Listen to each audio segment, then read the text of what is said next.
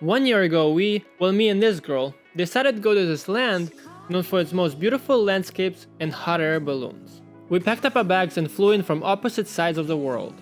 Me from Florida, Victoria from Ukraine. This was during one of those worst waves of the pandemic, so with my luck, I got stuck at the airport in London.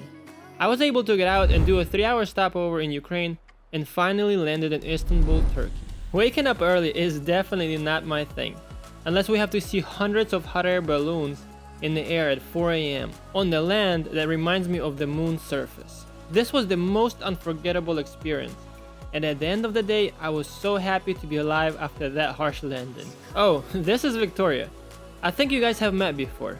She likes to dance on the cliffs, and waterfalls, and more cliffs, and in front of these leftover caves from ancient times. Talking about caves, we stayed in the cave, and it had a jacuzzi inside. Yes, you heard that right, a cave with a hot tub. After we shred some quads in the desert, I ran after some guy with a gimbal to get a shot of him driving, pretended later that was me. We decided to take off to Mount Nemrut. On the top of it, there's a royal tomb from the 1st century BC, with a bunch of statues erected from the ground. 6 hours later, we made it to the gate where this lovely security guy, which later turned out to be pretending someone else, did not want to let us hike up, because you know, the new rules. We somehow were able to get in, don't ask us how, and we were greeted with this unforgettable experience. It got late and we were stranded in the middle of nowhere without a plan. We decided to sleep in the car. At 1:14 a.m., someone knocked on our window, and we had to follow this car to police department. There, we were warmly greeted with some fresh salad and local dish. We were offered to sleep on the couch there, but we decided to keep going and we were escorted right out of town. Well, not really. 30 minutes later, we took this picture that is right on top of Nemrut. Again, just because I wanted to see this during the Milky Way. And Victoria always listens to my stupid ideas. There was not a lot of snow next day at Kayseri Ski Resort, but we still decided to go snowboarding. And let me tell you, that was a bumpy, icy road. It was still winter, but back in Florida it was 75 degrees and sunshine all day long. You met Edgar, right? The guy who crashed the drone into the water. Yeah, that guy. So at midnight, out of nowhere, we decided to make a cool table. Mic check, mic check. What up, pimp?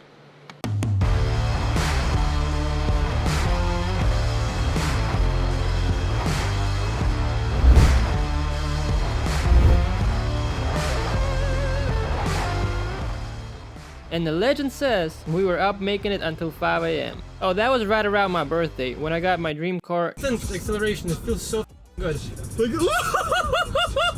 Wow, that's nuts! And I drove that thing to Tennessee again, 3,000 miles out, and guess who was there? This guy. I think you guys know him by now. Me and his family, we hiked up Mount LeConte and stayed there overnight in a cabin with no electricity. That was a trip. Going down was probably the most fun, as we were being soaked with the rain for 4 hours straight. I filmed a lot of cool projects with the power banks this year. And the legend says there is no power bank brand that Roman hasn't worked with. They call him the Power Bank Man.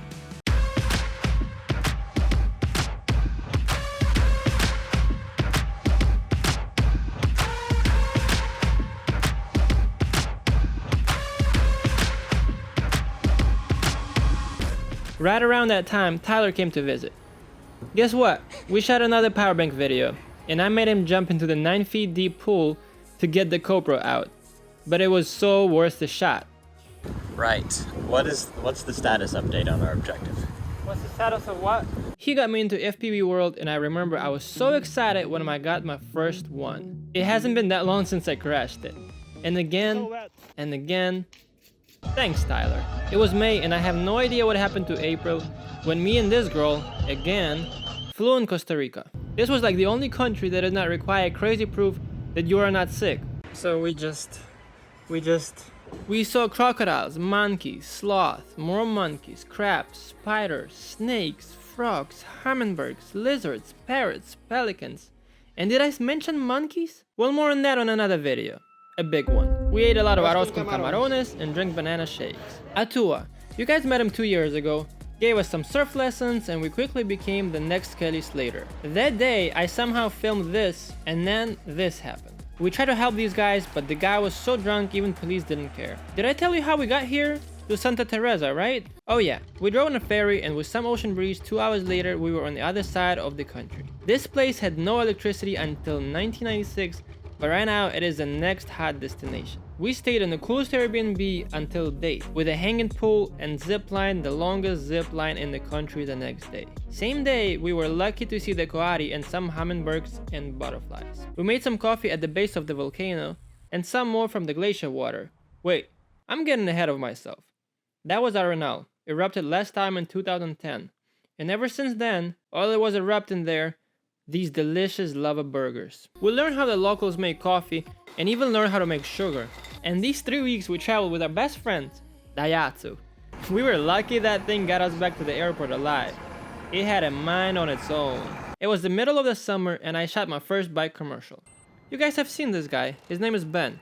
Really chill guy, we worked with him a couple of times before. Later that month I got to work with Duracell, which is still mind-boggling to me, considering that I quit my full-time job only 2 years ago. After thinking for a long time where should we go next, I convinced Victoria to fly to the land of ice and fire. Well, I came here more to see fire and Victoria ice. We made some marshmallows at the volcano's lava and then we drove to the famous beach Vic, and we were lucky to see so many puffins so close. We were glued there for like an hour until my camera died. We stayed in the car to save money. And it's cold as fuck! So cold! But it was warm up there. The volcano is behind this mountain! And the sheets were, well, not the cleanest. And we ended up getting rashes everywhere. We saw geysers, boiling mud, killer waves, 1001 waterfalls, northern lights for the first time. We hiked through ice-freezing water. We cooked outside of the car in the middle of nowhere in the windy, cold nights. And we had some of the best dinners in the car. I then managed, of course, to crash the FPV into the ice water, and looks like somebody found it and we tried to fix it in the rice with beans. I'm sorry, rice was 90% of alcohol at some random parking lot. Another day, another broken drone. We swam in a natural hot pool in the middle of nowhere that had a weird smell and a muddy bottom, but we loved it. We went to see an abandoned plane and guess what? We made some coffee there, so I was here at the glacier at 5 o'clock in the morning. We bought 2 yellow jackets and made the most epic video about our trip, and I filmed the volcano at its peak, and that video turned out to be one of the most viewed this year.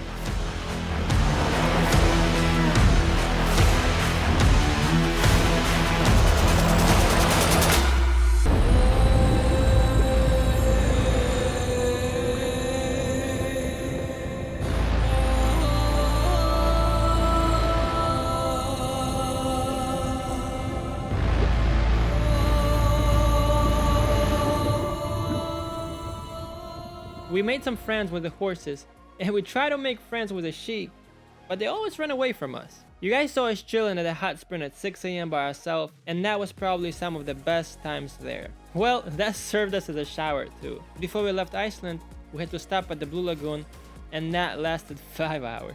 Summer was over, and I shot a secret project on a cinema camera, which you guys will probably never see. And I stopped in Italy to say hi to the Coliseum on the way to Cyprus. I flew a lot of FPV there. I crashed that thing into, you guessed right, the water. Some random guys got it out and we were so happy to see that we saved the footage that killed another drone. For some reason, we like the abandoned stuff like the plane in Iceland, so we decided to not miss this abandoned ship in Cyprus. Surprisingly, I did not crash the drone here. Not sure what happened to October. I think I work a lot of cool projects like this one, and this one, and many more.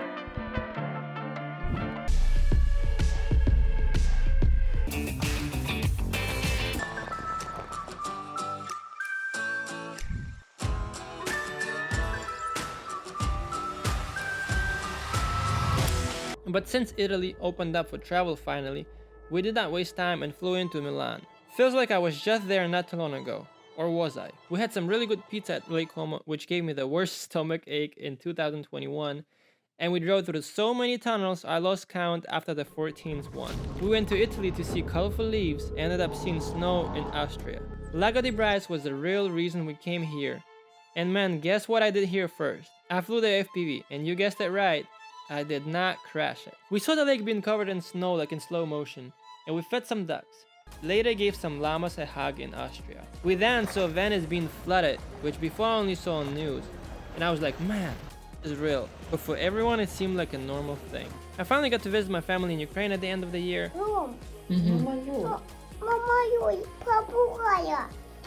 and was greeted with the cold weather and completely opposite side of the world. We are super excited to see what's next and can't wait for many more adventures in 2022.